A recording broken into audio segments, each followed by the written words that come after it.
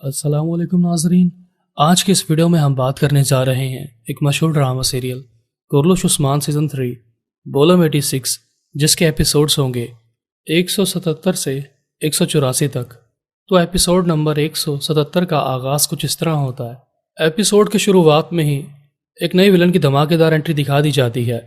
उसके जासूस सौगोत के बाजार में चारों तरफ दिखाए जाते हैं, जिनके हाथ में सेब होते हैं और उस सेब में खुफिया पैगाम को छुपाया जाता है। उस जमात से ताल्लुक़ रखने वाला एक शख्स जैसे उस सेब को खोलकर देखता है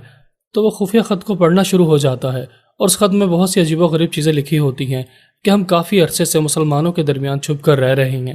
हमने इनके मज़हब के बारे में जाना, इनकी तालीमात के बारे में, इनकी रवायात के बारे में भी जाना, और अब अंधेरों से निकल कर रोशनी में आने का वक्त आ चुका है। यानी कि एपिसोड की शुरुआत से ही एक खुफिया तंजीम दिखाई जा रही होती है जो कि तुर्कों के दरमियान छुप कर रहती है और उन्हें नुकसान पहुंचाने की कोशिश करती रहती है। बिलाखिर इस एपिसोड के नए विलन की धमाकेदार एंट्री दिखा दी जाती है और वो अपनी जमात से बातचीत करता हुआ नजर आता है। और फिर इसी बातचीत के दौरान वो एक खातून के पास जाता है और उससे कहता है, तुम सलीबियों और तुर्कों के दरमियान मेरी सबसे बेहतरीन जासूसा रही हो। और फिर जैसे ही वो खातून अपना नकाब उठाती है तो वो मैरी की खादमा होती है। जी हाँ नाजरीन, ये वही मैरी की खादमा होती है जो कई सालों से बल्कि बचपन ही से मैरी के साथ होती है, जिसका नाम कार्नेलिया होता है। और वह मुस्कुरा कर अपने सरदार की तरफ देख रही होती है। यानी कि वह बचपन ही से इसी खुफिया तंजीम के साथ काम करती है, लेकिन ना तो इस तंजीम के बारे में ना ही बाज़ंतीनियों को मालूम होता है और ना ही तुर्कों को मालूम होता है। और फिर इस खुफिया जमात का सरदार मैरी की खात्मा की तारीफ करते हुए कहता है, लोग तुम्हारे बारे में ये सोचते हैं कि तुम एक आम इंसान हो, यानी कि तुम मैरी की खात्मा हो और तुम्हारे पास करने के लिए ना तो कोई काम है और ना ही कुछ ताकत। यानी तुम बाज़ंतीनी गवर्नर्स की नज़र में एक आम खात्मा हो, लेकिन तुम्हारी मदद की वजह से मैंने तमाम बाज़ंतीनी गवर्नर्स की कमज़ोरियाँ जान ली है। और सिर्फ इतना ही नहीं, बल्कि तुम्हारी मदद की वजह से हम तुर्कों की कमज़ोरियों के बारे में भी जान चुके हैं और जल्द ही तुर्कों को हमारी ताकत का अंदाज़ा हो जाएगा। और इसी बातचीत के दौरान वो बूढ़ा शख्स एक जहर की शीशी निकाल कर खात्मा के करीब करते हुए कहता है, अब तुम्हें मेरा अधूरा काम मुकम्मल करना होगा। कार्नेलिया ये सुनकर कहती है, आप किस अधूरे काम के बारे में बात कर रहे हैं? वो बूढ़ा शख्स जवाबन कहता है, यानी ये जहर मैरी को मारने के लिए इस्तेमाल किया जाएगा। ये सुनते ही कार्नेलिया थोड़ी देर के लिए परेशान हो जाती है,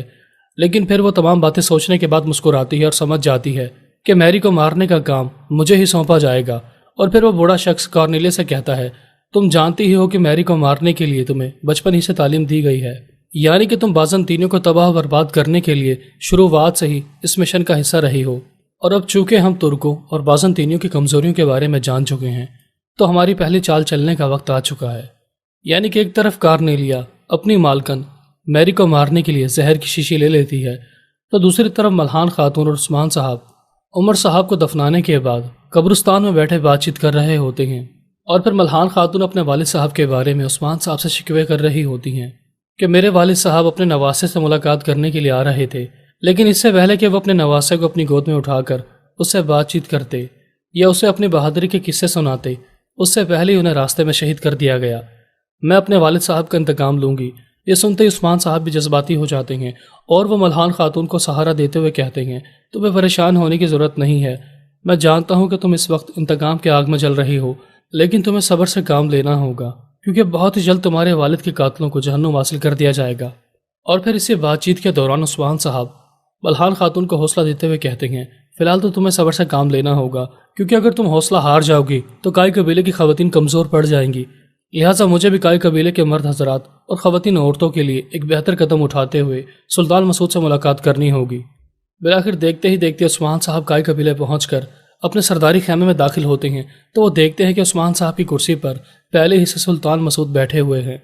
बिलाखिर उस्मान साहब अपने सरदारी खैमे में दाखिल हो जाते हैं और अपने सिपाहियों को अपने पीछे खड़े होने का इशारा करते हैं। उस्मान साहब सबसे पहले सुल्तान मसूद को सलाम करते हैं और उसके बाद बातचीत शुरू कर देते हैं। और फिर सुल्तान मसूद सलाम का जवाब देने के बाद उस्मान साहब से कहते हैं, मैं जानता हूँ कि तुम कब्रिस्तान की तरफ से आ रहे हो और तुम थोड़े गमगीन भी होंगे। अगर तुमने उमर बे को दफनाने की जिम्मेदारियाँ मुकम्मल कर ली है तो उसके बाद तुम्हें कुछ सवालात के जवाब देने होंगे, और तुमने मेरे साथ जैसा भी सलूक किया है अब उसका जवाब देने का वक्त आ चुका है। उस्मान साहब ये सुनकर कहते हैं, मैंने तुम्हारे साथ कोई भी घटिया सलूक नहीं किया और ना ही ऐसी कोई हरकत की है जिसका मुझे आपको जवाब देना है। सुल्तान मसूद मज़ीद जज्बाती होते हुए कहते हैं, तुम्हें जवाब देना होगा کیونکہ تم نے مجھے مارنے کی کوشش کی ہے، اور صرف اتنا ہی نہیں، میرے لاکھ منع کرنے کے باوجود تم نے سلجوقی وزیر کا سر قلم کر دیا۔ اور تم کیا سمجھتے ہو کہ میری نافرمانی کرنے کے بعد تم زندہ بچ جاؤ گے؟ اگر میرے منہ سے کوئی فرمان جاری ہوتا ہے تو وہ تمہارے قتل کا ہوگا، کیونکہ تم نے ایک کے بعد ایک بہت سی بڑی غلطیاں کی ہیں۔ یہ باتیں سنتے عثمان صاحب کو اس بات کا احساس ہو جاتا ہے کہ سلطان سچائی کے بارے میں مکمل طور پر نہیں جانتے، لہذا عثمان صاحب سلطان سے کہتے ہیں، اگر آپ کو سچائی کا ذرا سا بھی اندازہ ہو جاتا تو آپ اس لہجے میں مجھ سے بات نہ کرتے، اور کاش کہ وزیر عالم شاہ زندہ ہوتا تو وہ میری سچائی آپ کے سامنے ظاہر کر دیتا۔ لیکن جہاں تک وزیر عالم شاہ کی بات ہے تو اس کا وقت آ چکا تھا، لہٰذا میں نے اس کو قتل کر دیا۔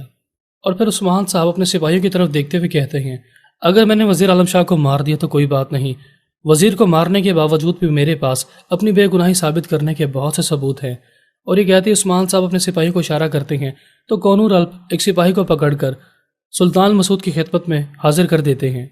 اور پھر جیسے ہی کونور الپ سلطان کے سامنے اپنا تعارف کروا رہے ہوتے ہیں تو دیکھتے ہی دیکھتے ایک اور سپاہی کو پکڑ کر سلطان کے سامنے حاضر کر دیا جاتا ہے، یعنی کہ ایک وزیر عالم شاہ کا وفادار ساتھی ہوتا ہے جسے وزیر عالم شاہ نے کونور الپ کو مارنے اور اس کی جاسوسی کرنے کے لیے بھیجا ہوتا ہے، لیکن عثمان صاحب اور ان کے ساتھی اس سپاہی کو گرفتار کر کے سلطان کے سامنے حاضر کر دیتے ہیں۔ تو دوسری طرف ایک منگول کمانڈر ہوتا ہے، اور پھر جیسے ہی عثمان صاحب سلجوقی سپاہی کی طرف اشارہ کرتے ہیں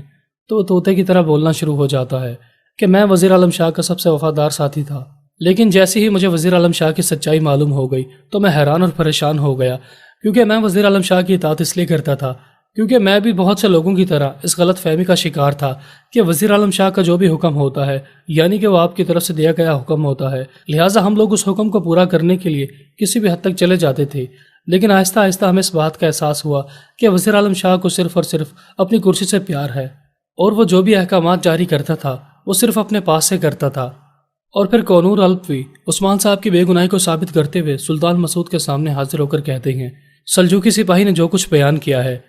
اس نے بالکل ٹھیک بیان کیا ہے، اور جہاں تک وزیر عالم شاہ کی نیت کی بات ہے تو مجھے بھی شروعات میں وزیر عالم شاہ پر کوئی شک نہیں تھا،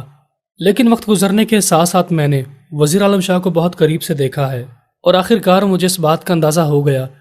کہ وہ حق کے راستے پر نہیں ہے، اور یہاں تک کہ اس نے عثمان صاحب کو 2 بار مارنے کی کوشش بھی کی۔ دونوں سلجوقی سپاہیوں کی باتیں سننے کے بعد سلطان کو عثمان صاحب کی بے گناہی کے لیے یہ ثبوت کافی نہیں ہوتے، تو وہ عثمان صاحب کی طرف دیکھتے ہوئے طنز کرتے ہوئے کہتے ہیں، کونور الپ اگر آپ عثمان کا ساتھ دے رہے ہیں تو ایک بات جان لیں، عثمان نے مجھے بھی مارنے کی کوشش کی ہے، یعنی کہ آپ کے سلطان کو، لہٰذا میں اتنی آسانی سے تمہاری باتوں کا یقین نہیں کروں گا۔ دوسری طرف سلوی اور بارکن آپس میں بات چیت کر رہے ہوتے ہیں، اسی دوران ملحان خاتون اس خیمے میں داخل ہو جاتی ہیں۔ ملحان خاتون کو دیکھتے ہی وہ دونوں کھڑے ہو جاتے ہیں۔ ملحان خاتون سب سے پہلے بارکن کے قریب آ کر ان سے بات چیت کرنا شروع ہو جاتی ہیں،